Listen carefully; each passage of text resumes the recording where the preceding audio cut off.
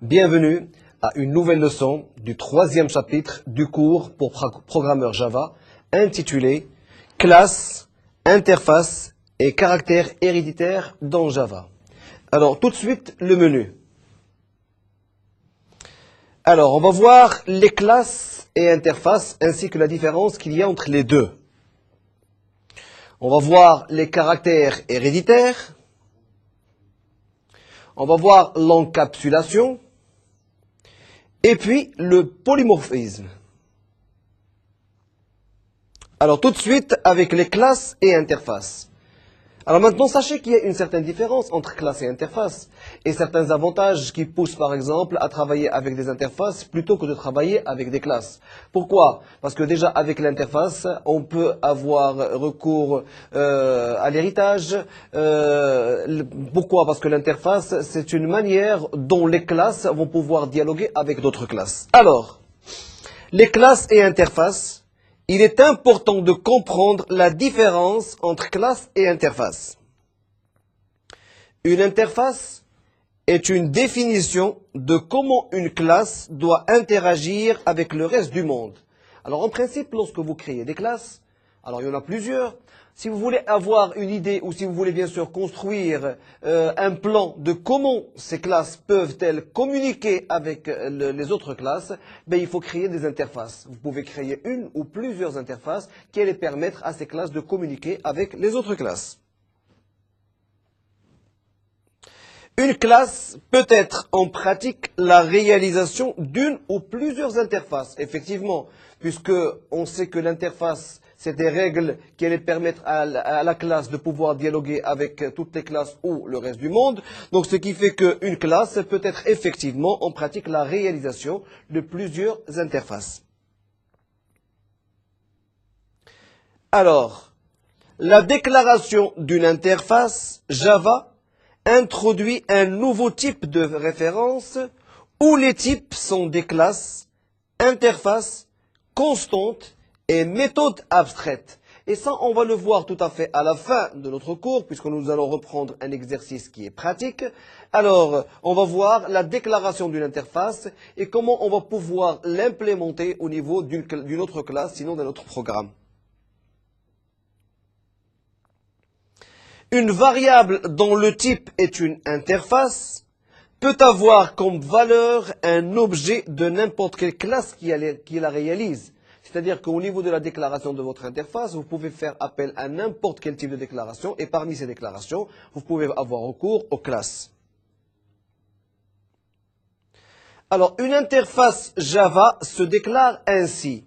Vous avez le modificateur ou les modificateurs. C'est ce qu'on appelle public, privé, tout ce qui est bien sûr sécurité et ainsi de suite. Donc, modificateur, puis interface. On fait appel, bien sûr, au mot interface, et puis le nom de votre interface. Alors, extends, on va voir après, il y a extends et implements. Alors, extends, les interfaces que vous avez, donc plusieurs interfaces de 1 jusqu'à n interfaces, et puis vous allez définir les membres de votre interface. Alors, la définition des membres de votre interface, ça peut être bien sûr des types primitifs, ça peut être des classes, ça peut être des appels, de ce que vous voulez. L'essentiel, c'est que vous pouvez bien sûr créer une interface qui allait être bien sûr l'intermédiaire entre une classe et le reste du monde. Alors, les modificateurs, comme on les a déjà vus au niveau des leçons précédentes, vous trouverez des modificateurs publics, protected, private, abstract, static and strict FP Et tout ça, on les a bien expliqués au niveau des leçons précédentes. Alors, les modificateurs sont indispensables pour la déclaration, bien sûr, de vos variables. Et ainsi, maintenant, bien sûr, dans le cas où vous avez besoin de déclarer les événements qui allaient pouvoir permettre aux classes de pouvoir dialoguer avec l'autre partie du monde, automatiquement, il faut absolument que vous insériez public ou protected, private, abstract, static and strict FP. Alors, membre d'une interface. Une interface peut seulement définir comme membre des constantes, les méthodes abstraites, les classes membres, interface membre. C'est-à-dire qu'au niveau de la déclaration d'une interface, vous pouvez avoir recours aux objets suivants, si vous voulez, aux déclarations suivantes. Vous pouvez déclarer des constantes, vous pouvez déclarer des méthodes abstraites. Lorsque je dis des méthodes, c'est peut-être des méthodes qui dépendent d'autres classes. Et vous pouvez déclarer des classes elles-mêmes, qui vont être des classes membres de l'interface, comme vous pouvez faire appel à d'autres interfaces déjà existantes. Alors, on passera maintenant à un deuxième point qui est le caractère héréditaire. Alors, le caractère héréditaire dans Java, Java n'admet pas de caractère héréditaire multiple entre classes. C'est très important de le savoir. On peut avoir des caractères héréditaires entre interfaces, mais pas entre classes. Mais l'admet entre interfaces. Et ça, on va le voir. Pourquoi? Parce qu'on va prendre un exemple qui est très simple. Alors regardez, je suppose que j'ai par exemple une classe de directeurs et ces directeurs font partie des employés. Alors qu'en principe, les employés ne font pas partie des directeurs. Et ça, on va le voir beaucoup plus loin, un petit peu, lorsqu'on entamera le polymorphisme. Alors, deux types de caractères héréditaires. Vous avez l'extension, extends, et vous avez l'implémentation, implements. Alors, tout ça, ce sont des caractères que vous allez bien sûr implémenter ou faire une extension, bien sûr, d'une interface au niveau de Java. Alors, l'extension, une sous-classe est une extension de ces classes génétrices ou mères, si vous voulez. Tout ce qui est déclaré est hérité par la classe extension. C'est-à-dire que maintenant, si vous avez une classe mère et vous avez une sous-classe qui a été créée au niveau de la classe mère, tout ce qui va être redéclaré au niveau de la classe mère sera automatiquement connu par la sous-classe de la classe mère. Et à ce moment-là, vous pouvez les utiliser et les exploiter. À moins que l'extension ne redéfinisse quelque chose d'identique. Et là, c'est très important, on va le voir tout de suite sur un schéma, c'est-à-dire que au niveau de la classe elle-même, vous pouvez avoir une certaine déclaration. Alors maintenant, automatiquement, au niveau de la sous-classe, vous pouvez avoir une autre déclaration, mais si elle est la même, vous allez écraser la première et on risque d'avoir des problèmes. Et on va vous montrer tout à l'heure qu'on peut avoir une certaine redondance au niveau des déclarations. Pourquoi? Parce que lorsqu'on fait une déclaration, c'est un ensemble de paramètres. Alors maintenant, on peut avoir un paramètre qui n'est pas bon pour pouvoir accepter les deux déclarations. Alors, nous avons par exemple une extension. Nous avons par exemple une classe A où il y a une déclaration d'un I comme integer et A aussi comme integer, comme un objet. Alors maintenant, vous pouvez avoir la sous-classe de A. Alors la sous-classe de A va évidemment hériter de la classe mère automatiquement. C'est-à-dire qu'au niveau de la sous-classe A, vous pouvez avoir des déclarations double J par exemple ou int B par exemple, mais automatiquement on va on va hériter quand même des déclarations qui ont été faites au niveau de la classe mère. On va prendre par exemple la sous-classe C. Alors au niveau de la sous-classe C, vous voyez apparaître une même déclaration que la classe mère. On risque d'avoir des problèmes à ce niveau-là, à moins si on change les arguments. Parce qu'on peut avoir une même déclaration int, a, mais au niveau des arguments, on le fait changer. Alors automatiquement, Java peut prendre ça en considération. Sinon, on risque d'avoir des problèmes. Alors toujours dans le cadre de l'extension, une interface qui étant une autre, on hérite tous les membres, tout à fait normal. Si on fait une extension d'une interface, ça veut dire qu'on doit hériter de tous les membres de cette interface-là. Elle peut en redéfinir certains, mais seulement de manière plus restrictive. C'est-à-dire qu'on peut faire appel à une interface qui est déjà existante, qui a été déjà déclarée. On peut faire appel à cette interface. On hérite maintenant de toute la déclaration qui existe au niveau de cette interface-là. Mais non seulement ça, vous avez la possibilité d'ajouter d'autres déclarations au niveau de cette interface-là. Mais ils ne seront valables que pour la nouvelle déclaration que vous avez faite. Alors, l'implémentation, cette fois-ci, une classe qui implémente une interface doit fournir une implémentation de tous les membres de l'interface. C'est-à-dire que lorsque vous faites appel à une interface au niveau d'une classe, vous faites appel à tous les membres de cette interface-là. Une classe peut implémenter plusieurs interfaces en même temps, effectivement. Donc on peut faire appel à plusieurs interfaces au niveau de la même classe. C'est-à-dire que tout dépend des besoins que vous avez. Vous pouvez avoir une classe et faire appel à une interface, une deuxième, une troisième interface pour pouvoir bien sûr mener à bien votre programme. Alors on va voir un exemple. Vous avez une interface i où on a déclaré une constante, si vous voulez, k qui reçoit 8 et on a déclaré bien sûr comme integer le a, avec bien sûr certains arguments. Et vous avez bien sûr votre classe C. Alors maintenant, lorsqu'on va implémenter l'interface au niveau de la classe, on retrouve le k est égal à 8, on retrouve le int est égal à a, mais en plus de ça, on peut ajouter d'autres déclarations utiles pour notre programme. Mais toujours est-il, on a fait une implémentation d'une interface au niveau de notre classe.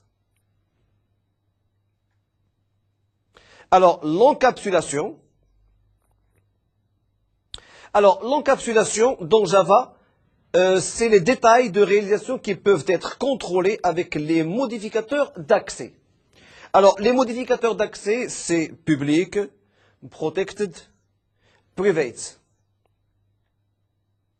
Alors, public est un membre d'une classe déclarée publique et visible de quiconque voit la classe. C'est-à-dire que lorsque vous déclarez par exemple quelque chose de public, automatiquement ce qui a été déclaré en public sera visible. Donc tous les membres d'une classe déclarée publique est visible dans quiconque vers toutes les classes. Les méthodes maintenant des classes, quiconque peut les invoquer. Les constantes, quiconque peut les lire. Et les variables, quiconque les écrire. Donc vous voyez, lorsque vous faites une déclaration en public, automatiquement vous avez la possibilité de l'exploiter sur toutes les classes qui sont déclarées publiques.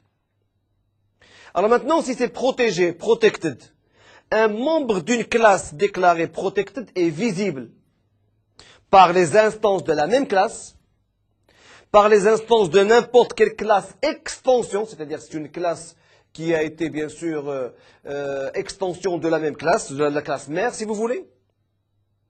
Alors, private cette fois-ci, un membre d'une classe déclarée private n'est visible que par les instances de cette leçon. C'est-à-dire que, pardon, de la classe. C'est-à-dire que, impossible de voir, bien sûr, les membres de la classe déclarée si vous ne faites pas partie, bien sûr, de la classe elle-même. Il n'existe pas visible par, ou il n'est pas visible par les instances de n'importe quelle classe extension. Alors maintenant, là aussi, si vous avez des classes extensions, contrairement aux protégés, qu'on pouvait voir, bien sûr, à partir des classes extensions, les membres de la classe mère, alors maintenant, lorsque c'est privé, automatiquement, même les classes, au niveau des classes extensions, ils ne peuvent pas, ou les sous-classes, ne peuvent pas voir, bien sûr, les membres de la classe mère. Ni par aucun morceau de code qui voit sa classe. Alors là, vous avez la différence maintenant qu'il y a. Alors pour ceci, nous allons prendre un petit peu le même exemple que j'avais expliqué tout à l'heure. Donc l'exemple où il y a le directeur qui peut être un employé, enfin qui est un employé, et les employés qui ne peuvent pas être des directeurs. Alors il existe une règle simple pour savoir si l'héritage est ou non le concept à envisager pour vos données. C'est-à-dire que la relation dit au fond que l'objet de la sous-classe est un objet de la superclasse. Alors maintenant, on va le voir d'une autre façon, d'une autre manière.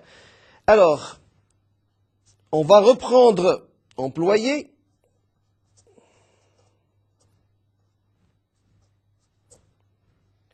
Staff est égal à new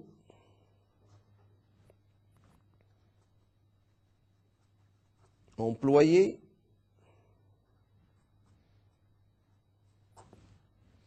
alors, pour ne pas manager ou directeur, si vous voulez, boss est égal à new manager avec bien sûr des attributs ou des arguments. Et on peut écrire, bien sûr, staff, qui reste un tableau si vous voulez, reçoit boss. Alors, dans le langage Java, les variables sont polymorphes.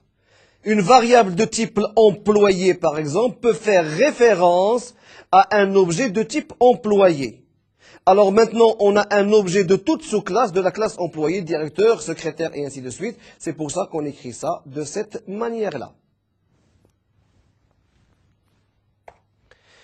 Alors, le polymorphisme, à présent, qu'est-ce que le polymorphisme?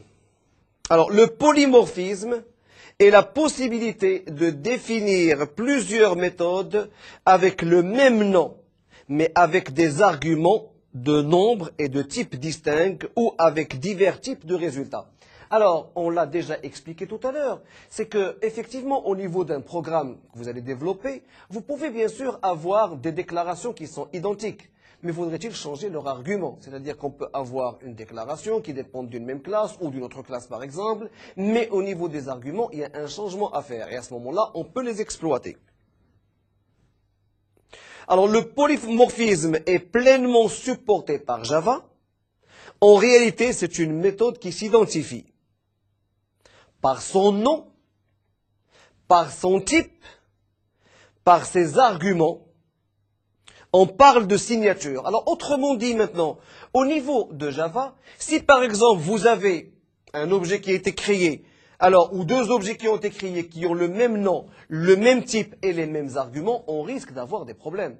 Maintenant, on peut avoir deux objets qui ont le même nom, qui ont le même type, mais qui ont des arguments différents. À ce moment-là, Java les accepte sans problème. Alors maintenant, nous avons terminé avec la partie théorique. Nous allons voir un ou deux exercices pratiques qui allaient illustrer un petit peu tout ce qu'on vient de voir.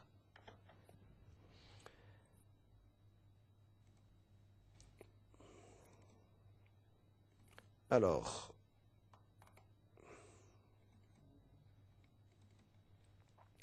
on va voir maintenant par exemple la déclaration, si vous voulez, d'une interface.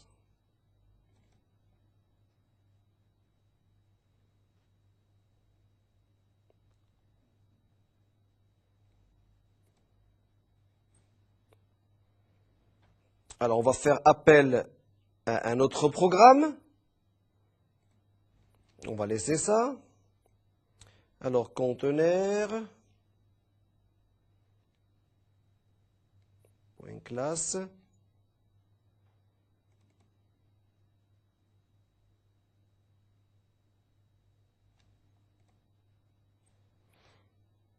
Alors, nous avons ici une déclaration d'une interface. Nous avons déclaré une interface, par exemple. Cette interface, il y a deux éléments qui ont été déclarés. Donc, c'est comme ça bien sûr qu'on va bien sûr la déclarer. Alors maintenant, il y a lieu d'ajouter ici bien sûr les modificateurs dont on a fait appel, à savoir public, privé, protected et ainsi de suite, pour vous donner un petit peu un sens à cette interface. Alors la déclaration de l'interface ou bien sûr l'identification de l'interface se fait comme une classe, mais qui peut être bien sûr utilisée au niveau d'un autre programme.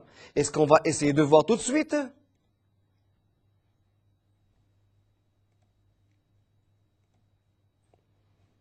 Voilà. Alors, ici, nous allons faire implémenter une interface qui a été déjà créée. Alors, implements, nous allons créer une nouvelle classe. On va implémenter l'interface qu'on a créée. Bien sûr, l'interface qui a été créée doit être compilée pour donner objet à un fichier .class qu'on peut bien sûr exécuter et qu'on peut bien sûr récupérer. Alors, on va implémenter l'interface. Alors, les éléments qu'on va voir ici, ce sont les éléments qui étaient déclarés au niveau de la première interface. Et bien sûr, on a la possibilité de recréer d'autres objets dont on aura besoin. Donc, du fait, on a implémenté notre interface et on a ajouté d'autres déclarations utiles pour notre programme. Alors, on va essayer de reprendre un petit peu les mêmes exercices que le chapitre précédent. Alors, on retrouve un autre fichier. Alors, c'est le même fichier qui a été, bien sûr, utilisé lors des leçons précédentes. C'est un fichier où on a déclaré une classe qu'on a appelée rapport. Alors, cette classe, bien sûr, c'est là où on a déclaré, par exemple, un numéro de stagiaire, un nom, la note, une note de révision. Alors, cette fois-ci, la différence qu'il y a, c'est qu'on a créé maintenant des objets et des objets paramétrables. C'est-à-dire qu'au niveau d'une nouvelle classe qu'on va créer, on va donner, bien sûr, des arguments à des méthodes, à la méthode de classe qu'on vient de créer, et automatiquement, il va l'imputer à ce programme-là. Alors, rapport string n, si on veut utiliser qu'un seul paramètre ou un seul argument. Rapport string n, string info, si par exemple, au niveau de la classe, la nouvelle classe, on utilise par exemple le nom rapport avec des informations à ce niveau et des informations à ce niveau-là, automatiquement il va les imputer, bien sûr, aux variables correspondantes. Et au niveau d'une impression écran ou d'une sortie sur écran, vous allez voir apparaître les informations que vous avez saisies au niveau du nouveau programme. Alors, nous avons créé des public void pour pouvoir saisir les noms, les notes, et puis nous attendons en retour, bien sûr, des résultats. Alors maintenant, cette classe va être utilisée ou a été appelée par une autre classe qu'on a appelée rubrique ou un programme qu'on a appelé rubrique. Alors comme je vous ai expliqué tout à l'heure, c'est que cette classe ne peut pas être exécutée de toutes les façons. Pourquoi? Parce qu'on n'a pas de méthode main qui est implémentée au niveau de votre programme. Si on avait cette méthode main, automatiquement, on pouvait bien sûr exécuter ce programme. Mais puisqu'on n'a pas cette méthode main, on ne peut pas l'exécuter. Mais on peut le compiler. Donc, on a compilé le programme. Le fait de compiler le programme nous a donné un fichier qui s'appelle rapport.class. Et ce fichier, puisqu'on est complètement orienté objet, il a été exploité au niveau du nouveau programme qu'on va voir tout de suite. Alors, on va le voir. Alors, classe principale du programme rubrique. Classe rubrique, on appelle une méthode main, donc ça veut dire que ce programme sera exécutable. Et on va sortir sur écran le mot ETIA, par exemple. Et on va créer un objet S, d'accord, qui dépend de la classe rapport qu'on vient de créer. Sauf que maintenant, on va le créer avec des arguments. C'est-à-dire que rapport, mais avec deux arguments. Donc, Yasmine Zniber qui va être imputé au niveau du nom. Et bien sûr, très bien 10 sur 10 qui va être imputé au niveau de la note. Et puis tout à fait à la fin, on doit imprimer ça sur écran. Mais rappelez-vous, on avait parlé lors de la leçon précédente de try and catch. Dans le cas où au niveau de l'impression sur écran, par exemple, vous avez un problème, automatiquement, il y aura une exception qui allait être générée et il y aura un code qui allait bien sûr capturer cette exception-là. Donc le try system.out.println, s'il y a un problème ici, automatiquement l'exception va être déclarée et elle va être capturée. Et automatiquement, si on capture une exception, ça veut dire qu'il y a un problème, on va recevoir un message d'erreur, rapport non valide. Et dans ce cas-là, on ne va ni planter le programme, ni faire planter la machine. Alors, on se rappelle un petit peu des conditions, ainsi des boucles qu'on a vues lors des leçons précédentes. Alors, public static void exécution par exemple, un petit programme d'exécution, avec comme argument test, qui reste une chaîne de caractères, un char. Alors, switch test, si par exemple cette variable test est égale à grand A ou petit a, nous allons saisir un ensemble d'instructions ici. Et break pour faire fin à cet ensemble d'instructions. Alors maintenant, si par exemple c'est C, c'est peut-être aussi un ensemble d'autres instructions. Lorsque je dis un ensemble d'instructions, ça peut être une seule instruction ou plusieurs instructions. Alors maintenant, si la variable test ne prend aucune valeur des valeurs qu'il y a au niveau du case là, à ce moment-là, on écrit default et il y a un ensemble d'instructions, sinon un message qui allait sortir. Alors, on va compiler ce programme-là.